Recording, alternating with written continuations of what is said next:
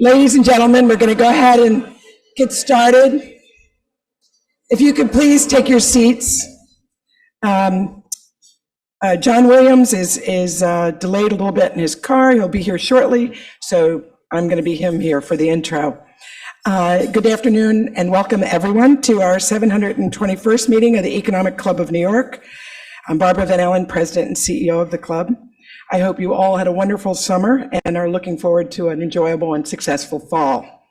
The Economic Club of New York is known as the nation's leading nonpartisan for discussions on socio-economic and political issues, and more than 1,000 prominent guest speakers have appeared before the club over the last century and have established a strong tradition of excellence, which continues up to this day. I'd like to extend a warm welcome to students from NYU Stern School of Business, my alma mater, and Mercy University, who are joining us virtually today, as well as members of our largest ever class of fellows, a select group of diverse, rising, next-gen business thought leaders. As a reminder, starting October the 1st, we'll be taking applications for our 2024 Fellows Program, and you can find those applications on the club's website. We encourage members to sponsor Fellows, our annual program. Today, I'm truly honored to welcome our special guest, Sergio Ermotti. Sergio has been the Group CEO of UBS Group AG and President of the Executive Board of UBS AG since April of 2023. He was already the Group CEO of the firm from 2011 to 2020. Sergio rejoined UBS from Swiss Re, where he was chair of the board of directors until April of 23. Prior to joining UBS in 2011, he was at UniCredit Group, where he was from 2007 to 2010, served as Group Deputy Chief Executive Officer and Head of Corporate and Investment Banking and Private Banking. Between 1987 and 2004, Sergio held various positions at Merrill Lynch and Company in the areas of equity derivatives and capital markets. Sergio became co-head of Global Equity Markets and a member of the Executive Committee for Global Markets and Investment Banking in 2001. The format today will be a conversation, and we're honored to have club member and co-anchor of CNBC's Squawk on the Street, Sara, as our moderator. Time permitting, we'll take member questions from those in the room, and thank you to those that sent questions in advance. They've all been shared with Sara. As a reminder, this conversation is on the record. We do have media both on the line and in the room. And without further ado, happy to pass this time over to you, Sara and Sergio. Thank you.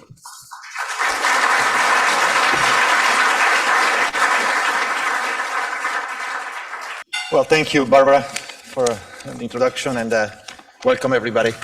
It's great to be here, and I like also to thank many of my friends and colleagues, and also the representatives of the Federal Bank of New York for being here. Actually, special thanks to the Fed and all the regulators around the globe that allowed a speedy and exceptional speedy conclusion and closing of the acquisition of Credit Suisse at a very important time for our industry. Well, it's great to be back. I think it's fair to say that I didn't really expect to be back as a CEO of UBS in New York. I've been here for many things. I was really heading to a different place, but it's New York is always quite exciting, quite noisy. Hasn't really changed a lot. But back to the point, the US is like a second home market. So it's not only for my career at Merrill Lynch for 17 years and also Swiss Re recently. We have more than 20,000 people here. We employ as many people in the US as we employ in Switzerland. So it's a true second home markets. We are present in 250 cities in the country. We are managing $1.7 trillion of assets of private clients. So you can see why I call it a second home from a UBS standpoint of view. When coming back maybe quickly to the events that led to the acquisition of CS, of course, this was less than ideal, as you know, was a lot of malfunctionings during March and in the financial system, and the contagion effects of what happened with SVB, Silicon Valley Bank, and First Republic touched the weak link in Europe, which was Credit Suisse. We were asked to step in at UBS. I wasn't there, but it's fair to say that it was almost like for myself coming back to UBS. Also for UBS was a kind of call of duty to contribute to stabilizing the system, and hopefully now moving into the next chapter and trying to make something positive out of a non-ideal situation. That's really our attitude. Having said that, it's clear that this is a transaction that some people you see in the media and and some investors as well are calling it the deal of the century, a present. Well, let me assure you that is not a present. Why? Because first of all, anybody that understands a little bit about accounting understand that a badwill is not a profit. That profit is not something that we can use to do pay dividends or buy back, but is there to support $500 billion of assets or 240 billion of risk-weighted assets that are coming with it. And it's up to us to say that maybe this can be a price. If we work well over the next few years, we can extract value out of it. That is a price. It's not a present. And now it's great that we stabilize the situation at Credit Suisse. Credit Suisse had definitely not any longer over the years, and it's not something that happened in the last few months or year. It's a matter that developed over the years that translated into a bank that unfortunately had no longer a sustainable business model. The wrong capital allocation and the wrong focus, but has had and still has a lot of talented people, a very strong client franchise, and a lot of capabilities in terms of services and products. So what we now are focusing on is how to make them flourish again within UBS and making UBS stronger. And this is all about that. And it's clear that I'm not trying to minimize the challenge. And definitely I'm not, but I don't describe this transaction as a risky transaction. It's a complex transaction. And it's a big difference in my point of view. Of course, it's going to take time, but it's also coming to maybe one of the topics that may also resonate with people in the room is, what does it tell you about regulation? Is it something that we should learn out of this issue? Well, first of all, of course, I have a pretty strong opinion on this matter. In my point of view, it's the other way around of what you hear. The fact that a bank of this size was allowed to fail over the weekend demonstrates that too big to fail functions. And the fact that another bank was able to step in and stabilize it confirms that we were talking de facto about an idiosyncratic situation. If it would have been a topic that would have contaminated the entire industry, it would have been very difficult for another bank to step in.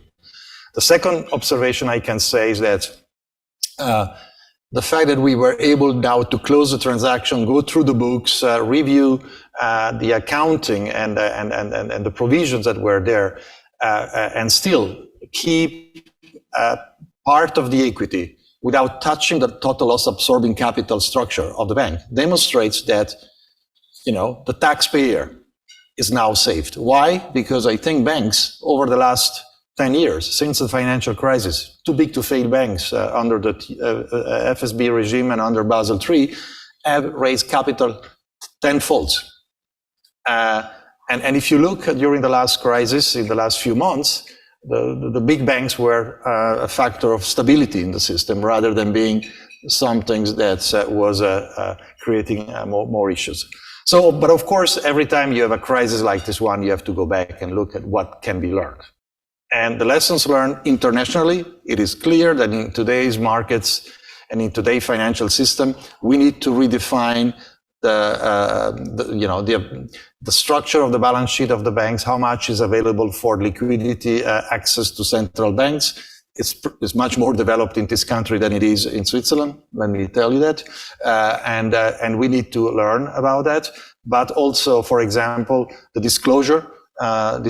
disclosing a stress test like you do in the US is something that we have to also learn to do in Switzerland. And on the other end, also allowing regulators to step in when signals that goes beyond the pure capital or liquidity requirements indicate an imminent crisis. The way CDS spreads function, when the stock price of a large bank trades constantly below its tangible book, when you have outflows of clients following just social media speculation, you have clear indication of fragility. And I think that we should learn, not only in the banks, but also in the system, in the regulatory regime, and we should give regulators an ability to act also when they see things that are not prescriptive in a regulation book, but when they clearly indicate something that goes wrong. Now, I don't want to go too long, otherwise, Sara, we have no time for other. So, thank you for having me, and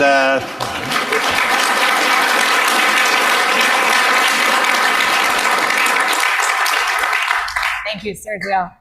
And I just want to be clear. We have a lot of media in the room. We need to make news. So are you saying you did not get the deal of the century? No, I think that we will, if we execute well, we will do a good deal that allowed us to speed up basically the execution of an existing strategy, growing in the wealth management. So basically, we took on assets that would have taken us 7 years to build up organically. We are complementing our capabilities here in the US, for example, in investment banking, in asset management. In Asia, in Southeast Asia, CS has a great franchise. It's very complementary to ours. In the north part of Asia is the other way around, and we are working well. CS has a fantastic Brazilian operation, which fits very well into ours. So is a very good deal that is bringing, I'm pretty sure it's more than 1 and 1. I mean, it's really putting us in a new dimension in terms of capabilities. And as we execute on this integration, we will extract value. I'm totally convinced that it's going to be value accretive, but it's like a marathon. You are invited to run it. It's not yet won. Got it. So take us back. Let's rewind. Weekend of March 17 through 19. I remember where I was. I'm sure a lot of people in the room remember where they were. This was the weekend where the Swiss government and central bank and a lot of other players, including the US Treasury, were involved in a basically weekend shotgun wedding between Credit Suisse and UBS, a takeover. Where were you? Well, I was watching a football game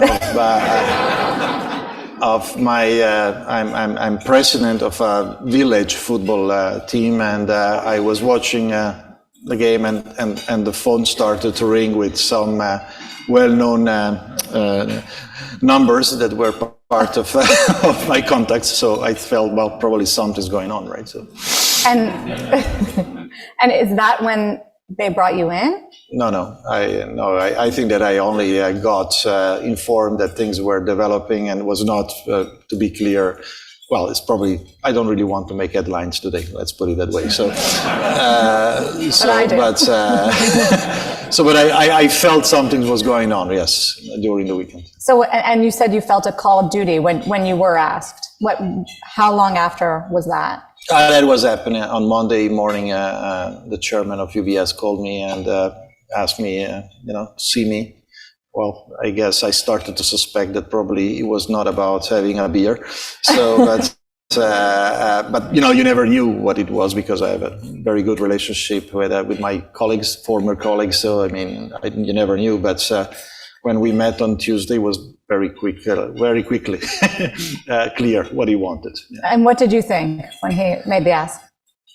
No, well, of course, it was, it was prepared for all scenarios, but I felt immediately, I understood that, I had little choice because number one was the loyalty vis-a-vis UBS, the country, but also a true conviction that we could do something good out of it. So, and therefore I had also my own motivation. So it was not just doing it for, for the right reasons, but also because I felt I had my own motivation, and the two things were together. And then I felt, okay, if I say no, if I'm sorry or if I have an issue, then I would not feel good about it, right? So you're back in there, yeah, immediately. What was the first challenge?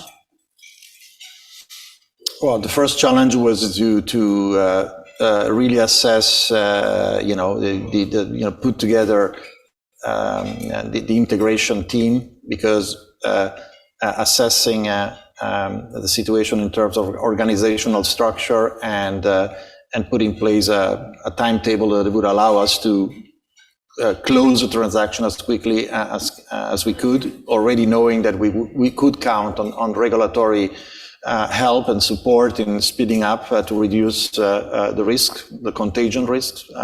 And the second one was the one to create clarity within the organizations because of the two combined organizations. So my priority was for sure in the first 90 days was all about putting together a target operating model for the future, announcing the responsibilities of the future or combined organizations, and preparing for all things that we just announced at the end of August in terms of strategic priorities going forward. You also got a look under the hood at Credit Suisse. How big of a mess was it? No, I think that it was not. Of course, we had a chance to go through, and from an accounting standpoint of view, but also from a valuation standpoint of view, redefine the value of certain assets, also including the fact that we now had a new strategy on how to deploy and what to do with those assets. But the truth of the matter is that, as I mentioned before, people, clients, and capabilities at Credit Suisse were good, but it's the business model and the capital allocation that was not good. So trying to really differentiate the two issues was extremely important. But for us, the most important issue was to regain quickly the confidence of clients. And so for us, going through, and it was very good to see that immediately or 2 weeks before closing the transaction, and afterwards, we saw clients' inflows back to positive inflows into CS, and as we see now in the current quarter. So it was all about preparing, but also stabilizing the franchise and stabilizing the morale of the people, giving direction, because of course it was a shock, not only for the external world and particularly in Switzerland, because CS is 170 years of history, but also internally, a lot of people were shocked about this. Right? I would imagine also the culture was a bit different than UBS. Yeah, but well, look at cultures. But if you look back into the two real distinctive traits of the banks, is that, of course, Credit Suisse, it tells the name, is not a coincidence, is a credit bank. So they had an approach to business that was driven by using a balance sheet, staying very close to clients, which, I personally believe was a positive cultural trait over the years. Unfortunately, I have to say it developed into doing a little bit too much for clients, not really looking at expected returns versus risk taken. And over time, also doing too much for clients also meant maybe not doing business with the wrong clients or with wrong products. But fundamentally, you can see how a positive cultural trait of being close to clients can become not good and developing into a problem. That's my analysis of the situation. That's the reason why I'm not in the camp of say, oh, the Credit Suisse people have a cultural issue. No, maybe some people have cultural issues. But can we then use this client focus that they have at Credit Suisse and make it and bringing into UBS and even further reinforcing what we stand for? It's also for clients and making us a better bank. Is the integration of those two cultures one of the top challenges? No, I don't think that it's a challenge in my point of view. In my point of view, when people will get the direction on how we look at business, how we look at, banks are there to take risks, but there has to be a risk reward and a sustainability of what we do. So, and we have to price our capital correctly so that there is a win-win situation. Once people understand how we operate, I'm convinced, they will be part of the journey. So you mentioned that inflows came back after 2 weeks. That soon? They're stabilized. Yeah, after the closing. Yeah, okay, actually, we had positive inflows. So did the government do a good job on this deal? I think that considering what happened, the government and the institution in Switzerland acted promptly and decisively, and that demonstrated that, as I said before, one thing is to talk about taxpayers having to chime in and lose money, and one thing is to have the state having to contribute to the stabilization of a situation. So I think they did a pretty good job for what happened. So not only did it stabilize, but you just had a killer quarter. It was surprisingly good. And I know part of it was the $29 billion in goodwill from the deal, but the stock has had some pretty great performance as well. And I think a lot of people are wondering if this is a new baseline. Like, what was that about? No, if that would be the new baseline, the stock would be at 120, not at 23. Is it repeatable? No, well, actually, the profit was all about the badwill, right? So right up. The rest of the business, I think that's the profit of UBS de facto paid for the losses of CS in the second quarter. There is also restructuring charges into it and integration costs. So but the stock reacted positively. And by the way, we are trading today at the same price to tangible book we were the Friday before closing the transaction. So basically, we are now from a basically negative price to tangible book back into where we were. So that's the reason, in other words, we went from hell to purgatory, right? So, but we still need to demonstrate that we can extract value out of this. So the market is convinced that the fact that we returned the government guarantee that was there to cover part of the assets that we took on was a positive. And the fact that we also indicated our intentions on merging the Swiss operation of the two banks was seen as positive. And I guess, we are now, it's up to us to demonstrate that we can do it. Where are the areas for growth? Well, that's a very important point for us because the tendency right now, internally and externally, could lead into not only managing day-to-day and managing the integration, but it's very important for us to think about growth and what to do next. And for us, growth is still this country, US, and Asia, APAC. Despite the geopolitical tensions, I think that it's clear that the trends are there. In this country, as I mentioned before, we have already a lot of exposure in terms of who we are. We are the fourth largest wire house. We employed 20,000 people, but the integration of CS is going to allow us to bring up our capabilities in banking, and particularly in TMT, healthcare, financial sponsor, to where we want it to be. In asset management, we are a leader in alternatives now. As I say, Brazil. So we need to really think about more than the sum of the parts and growing from there and look at new opportunities. In Asia, I do think that despite the geopolitical tensions and the economic tensions in China, I think that Asia is the place to be for the next 10, 20 years. India will also hopefully play its role in that, because we have been seeing that promise of growth in India, but now I think we see a little bit of momentum developing, so it's plenty of opportunities for us. Including China? Including China. Do you think you have an edge over the giant US banks in Asia and China specifically? Not an edge, but I think that we can compete look, we are a global specialized player. So we can't compete across every dimensions of banking. We don't want to compete across every dimension of banking. We want to stay very focused to our strategy, and where it's about managing people for wealthy clients, for institutions, or serving them through the investment bank. I think that we have, in many cases, chances to compete head-to-head with any players. So, but of course, it's a very focused strategy we have. So you're not afraid to double or triple down in China right now, despite you mentioned the geopolitical tensions getting worse, the worries about the economy, the worries about what direction their leadership is taking their country. We have been doubling and tripling down on Asia and China over the last 70 years. I think the last five years, it's fair to say that we have been adapting to the new dimensions. I think, of course, China cannot grow at 10% every year. So we are now. Can it grow 5 this year?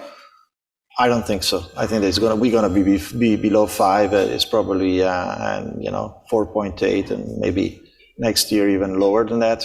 But of course, it's the quality of the growth that matter, and the stability. And if China can adapt its system to that kind of new growth, that's going to be still promising. What are you focused on there? The debt problems? Property? I think that's part of the transition from, where they are coming from for the next 10, 20 years. I think, of course, but we cannot avoid it. The biggest elephant, the elephant in the room here is the geopolitical issues, not if and how we can contribute to the China growth story, right? So I think that is the geopolitical trade-offs here and the uncertainty around how this can develop, how it will develop. How do you plan for that? How do you do scenario planning as a leader? It's such a big business there. We do scenario planning. And, take me inside that. Well, we have to pay attention. That's by the way, something we do in every country. I mean, we look at expected returns and risk and exposure, and we try to stay focused on what we can control. And you'll leave it at that. Yeah. So the U.S. is also, you said, a big growth market for you, or one of the targets. Where are you hoping to compete there? Investment banking, wealth management? How are you going to get from number 4, you said, to number 2 or 1? Well, look, for us, it's not just about being number 1 or number 2. I think we are the only truly global wealth manager in the world. I think, of course, in this country, we have very strong competitors. They have critical mass, but it's pretty much vertical US centric. Of course, the US is the largest wealth management market in the world. That's nobody has the franchise we have in Asia, in Europe, Latin America. So our way to compete in the US is to not only continue to focus on the wealthy people, the top end. If you think about in this country, 4 years ago, there was 12,000 people with a net worth over 100 millions. Today is 4 years afterwards, 36,000. And what we see, also because of the geopolitical tensions, more and more international investors want to invest in the US. And our role in this country is to help people to invest not only abroad through our international network, but also how we help people to invest in this country. So we are a specialized player. Size is important. Of course, critical mass is important in our industry. It's still a very fragmented industry. The wealth management, we are one of the leader and of the top 4 or 5 leaders in the world. But our market share, I would say, is probably no more than mid-high teens, mid-high single digits, right? So it's still very fragmented market. Is it harder to do this integration and focus investors on the growth plan at a time where the capital markets have been pretty sluggish, right? IPOs, M&A, some signs that it may be turning, but what do you see out there in banking? Yeah, and in addition to that, for our business, of course, we like to have, call it positive volatility. So, I mean, right now, the fact is that you have, low IPO, M&A activity, but also fairly low volatility with financial markets being pretty stable, but with a geopolitical and macroeconomic uncertainty, creating doubts on how investors do. So this is clearly not ideal for our business mix. So the good news is that we are starting to see a little bit of momentum in the pipeline. IPOs year to date are up 5% compared to last year. Today we saw there is a big one. Let's see if this is a catalyst for a change. But so you're seeing that with deal activity too, green shoots. There is a good momentum in the pipeline, but the market has to be there and be stable. So we will see in the next 1 or 2 months. I think that's, of course, when I watch the latest development in energy prices, and you saw the actions today of the ECB on rates and so on, that creates for sure some kind of pressure in the system. It's if inflation is not coming down, at the very least, we're going to have rates high for longer. And the consequences of that is that over time, this will then feed into the economy and potentially create a more challenging pattern. So we are still, for next year, we see global economy is still contracting from 2.8% probably to 2.5%. The US best case scenario is a soft landing, but that's too much of a consensus, right? So basically, the risk is more on the downside, and Europe, it's definitely under a lot of pressure. Is Europe close to recession? In recession? Yeah, de facto, technically speaking, some countries are already in recessions. So the ECB raised rates today. You think they're done? Well, it depends how inflation goes. I mean, in my point of view, the mandate of a central bank, some of central banks here, so it's not up to me. But at the end of the day, the primary mandate is to fight inflation. In that sense, I'm saying that not only out of purism, but inflation is eating into the purchasing power of the mid class and the low earning class in Europe in a way that could create social tensions. And so has to be addressed seriously. Otherwise, the cost is going to be problematic. So it sounds like you're not convinced that it's done being addressed or done maybe flaring up. As I mentioned before, I don't know if they need to hike more, but it's going to be hard to come down quick from these levels without inflation significantly coming in. And that's what you think we need to see, interest rate stabilization, to see the capital markets open back up? Or what? Stabilization, or potentially also the outlook that we are going through, the end of the tunnel in terms of, or the curve in terms of recovery. So still to be seen. So we are, as I mentioned recently, I think that it sounds pessimistic, but it's more realistic than pessimistic, I would say. Your outlook on the global economy. You do speak, you have a unique vantage point. You speak to the wealthiest investors and really a global one, as you said, sovereign wealth funds, countries, billionaires. What sort of things are you hearing right now? What's the sentiment? I think that this desire to diversify their risks from a geopolitical standpoint of view, where they invest the money, it's definitely there. So And last but not least, with 5 to 6% money market returns. For a lot of people are saying, well, this is a pretty good return, so why should I do anything else? So that's the team from an investor standpoint of view. You look at how you can lock in short-term and medium-term wealth into secure returns. It's a pretty good place to be. Almost unimaginable 18 months ago. That you'd rather be in a money market fund than a bank. That's, I remember before leaving in 2020, and I guess my colleagues later on, we were asking clients not to give us deposits. Please go somewhere else. Not anymore. So, no. I mean, the situation has changed completely. Definitely not anymore, considering what we have to do. It brings us to another sort of infamous weekend in March of 2023 when SVB failed and there was the intervention. How do you think the cleanup of that went? Do you think that the US regulators did a good job? Well, I think they did a good job because they stabilized the situation. I think, if what happened could have been avoided or managed better is up to them to assess in a post-mortem. I was surprised to see that happened, but I think it's clear again that, as I mentioned before, also for the Swiss regulators, that acting decisively was a major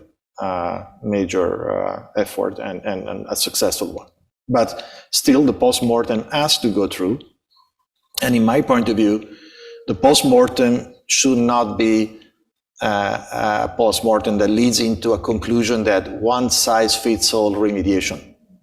I mean, as I mentioned in my introduction, I think larger banks, likely or not, were a safe haven, were providing stability to the system, and try to drag large banks into resolving something that was fairly idiosyncratic, by few banks, or for certain sectors. It's a mistake that has potential repercussions in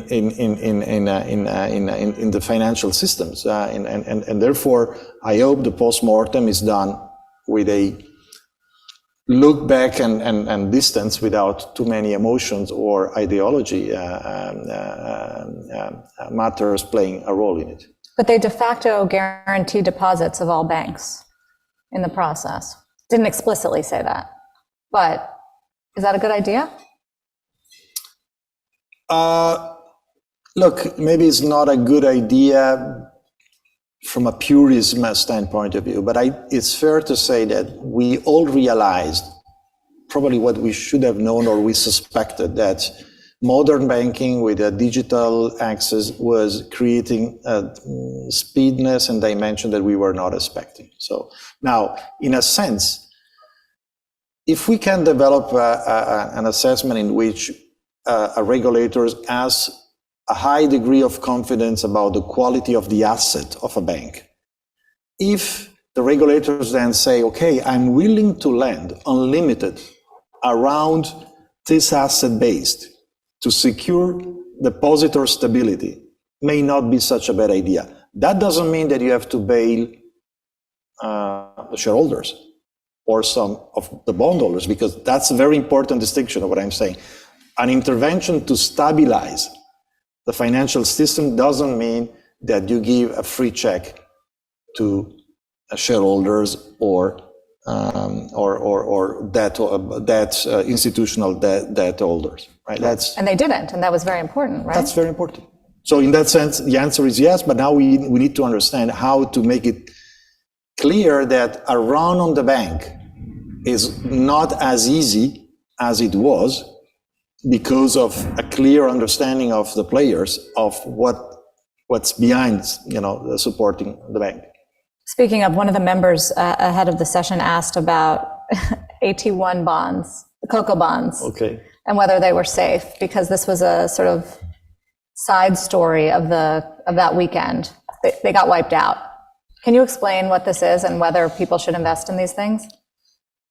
When you get anything between 4 to 5% premium on risk-free, you can't call it a free instrument, right? Or risk-free instrument. So, and particularly you can't call it in that way if you are a fairly sophisticated investor. And particularly you can't call it. So they should have known the risk. No, I mean, look, I'm just like answering your question, right? So I'm just telling you that was definitely something that was priced and sold as a risky, potentially risky part of the capital of a bank, and with a fairly clear description on the contracts on how and when a regulator may decide to use that capital to resolve a certain situation. So they did that. That's what happened. They did that. But from an asset class standpoint of view, first of all, it's a very important instrument for the capital structure of a bank. Number two, from an investor standpoint of view, if you go back, this is something that has been in the market for 7-8 years now as an asset class. And if you were an investor that did it on a portfolio basis, you did pretty well in the last 10 years, 7 years, 5 years, 3 years. Of course, anybody who had a concentration risk and took a bet on that situation, they need to assess their own risk management and risk appetite going forward if they don't want to go into similar situations. So you mentioned in your speech that there are regulatory lessons. We have some regulators in the room, so I think it would be helpful to know what... My God, don't get me in trouble. It's just a listening session. So what are the regulatory implications of what happened? Because Credit Suisse failed, and 15 years after the financial crisis, with all the new regulatory agendas put in place, how did that happen, and what do we take from that? I think we take from that the bank was not too big to fail. The bank could fail. And again, all the work that has been done in the last 10 years to beef up capital for large, for banks in general, but for particularly for the more systemic banks, has worked. i.e., at the end of the day, the taxpayer got out of any kind of exposure very quickly, and without having to suffer a loss. So, but as I mentioned, there are some aspects that needs to be fine-tuned, and the most important issues that I think should be learned is that regulating the past is very difficult, right? So we always need to look forward what can happen. And the most important issue is that you can't regulate trust and profit. Well, you can regulate profitability, but although people don't like banks making profits, there is nothing worse than a bank not making profits. And for sure, there is nothing worse than a bank not making profits and having a reputational problem. So that kind of informations are as important of a capital ratio, liquidity ratio, and so on and so forth. So we need to watch the qualitative part of the equation more carefully. Instead of looking at how big banks are. Big, or without looking through what makes them big. For example, in our case, we are big, but 15% of our assets are in liquidity, 20% are high quality mortgages. So the risk density of our balance sheet is different than somebody maybe having a different capital balance sheet structure than ours. You don't have to do stress tests in Switzerland? We do it, but they are not published. And this is something that, in my point of view, should be published. So we are subject to the US stress test, ECB. Our regulators is also running stress tests, but they are not published. And I do think that publishing stress tests is a good way to create more pressure to boards and management and shareholders to take actions, because you are really exposed. Right? Do you expect more? Are you a monopoly in Switzerland? No, I mean, we are the leading bank in Switzerland, but we are not the largest. Cantonal banks, so state-owned banks, local banks are in aggregate are bigger than we are in Switzerland. We compete with those state-owned banks locally, so they are bigger than we are. In terms of branches, we are the third largest in Switzerland, but we are the one that can offer our clients, large multinationals, but also SMEs, access to global markets, in a very compelling way. So at the end of the day, I'm totally convinced that we are strong because we are in Switzerland and because we benefit from a very strong economy. So what's good for Switzerland is good for UBS, and what's good for UBS is also good for Switzerland at the end of the day. The American bankers are not happy with the new Basel III endgame rules. A lot of sounding off on that lately. Jamie Dimon has basically questioned whether the regulators want to make banks uninvestable. Do you agree with the assessment of those rules? Well, I mean, on Basel III, I can only comment, welcome to the club. So on how exactly this is gonna be implemented and differentiated in the competitive landscape, I don't have the data supporting that, so I can't really comment. But of course, one, as I mentioned before, it's probably not the mandate of regulators to make banks profitable per se, but it's clear that there has to be a consideration about making banks working and fulfilling their mandate in the economy, sustaining credit and sustaining, giving safety to depositor, but also being allowed to function properly.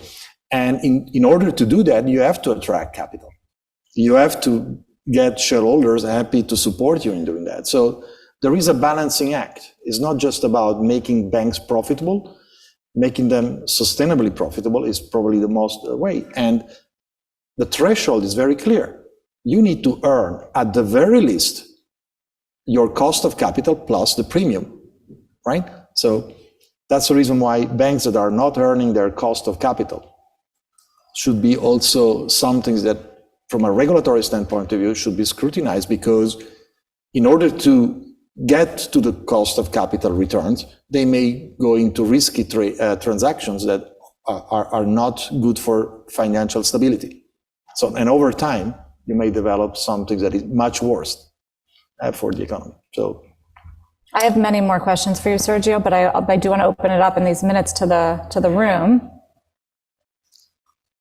Hi, quickly. There's a microphone coming. Sorry. Just on your point earlier about Credit Suisse, that's the origin, lending, et cetera. How are you going to retain, as you guys are the behemoth there now, and you're taking on a lot of those clients that relied on their balance sheet? How do you keep the balance of keeping those clients as well as not jeopardizing your balance sheet now to satisfy what probably some of the bankers would use internally at UBS to bring in business? Well, we basically, first of all, we made a clear commitment in our domestic market that, the combination of the two banks will result in our appetite or desire to keep 1 and 1, 2. So we are not going to scale back we don't want to, because we believe fundamentally are good businesses, but for sure, we don't want to even get close to people thinking that we will create any credit crunch or any pressure. But so our desire there is to maintain and solidify even more our market share in Switzerland. Outside, but as we do that, it's very important to price our capital correctly. So there has to be the right risk-adjusted return. So we are not risk adverse, we are risk aware. All right, so and it means that in order to be risk aware, it also means you need to know how much returns can you really expect from this transaction. So I don't think that we're going to change dramatically the balance sheet size, although we're going to scale back all the non-core assets. That's the reason why post-integration, we're going to go from being 50% larger than UBS standalone was to around 35% larger. So we're going to scale back the non-core assets, the one that don't fit into our business model. But for the rest, it's all about repricing the balance sheet. We have one over here. Thank you. I will not stress more on the stress testing, but stress on the scenario analysis. In the future, you said ECB will not have a mandate for the stress scenarios to publish, but in the US, the FSAC memory is mandated for all the GSIBs to have those stress scenarios to be published. In the future, whether it's the ESG or AI, will you be publishing those risk registers, or how does that work? Just your thoughts. No, the ECB is publishing stress. I'm talking about the stress test. The ECB is already publishing their stress test. Is the Swiss regulator that is not publishing the stress test, and that's a unique situation because Switzerland is not part of the EU, and therefore has his own regime. The PRA is also publishing their stress test. So I think it was a unique situation that needs to be addressed, in my point of view. We are welcoming that because it's only reinforcing our status as a strong capitalized bank, and so we see the results, and so we have no issue. So I don't get the point about the artificial. Will you be sharing those ESG and the futures risk scenarios? We will show where we stand for. We show some of the exposure, but it's going to be part of the stress test, most likely going forward, that we have to complement those kind of topics into a stress test. Okay, thank you. Final question, Sergio, as John takes the stage. That's my wrap cue. So when you got that call, so you got the call at the soccer game on the weekend, and then you were called in on Monday. How long do you plan to stay? What did you commit to? Well, I think I definitely think that I need to finish the job, and my commitment is to finish the job, and for sure that means staying until the end of 2026. But I can't take already thinking about when I go just 3 months after starting, right? I just wanted to know how long you thought the cleanup would be. Thank you.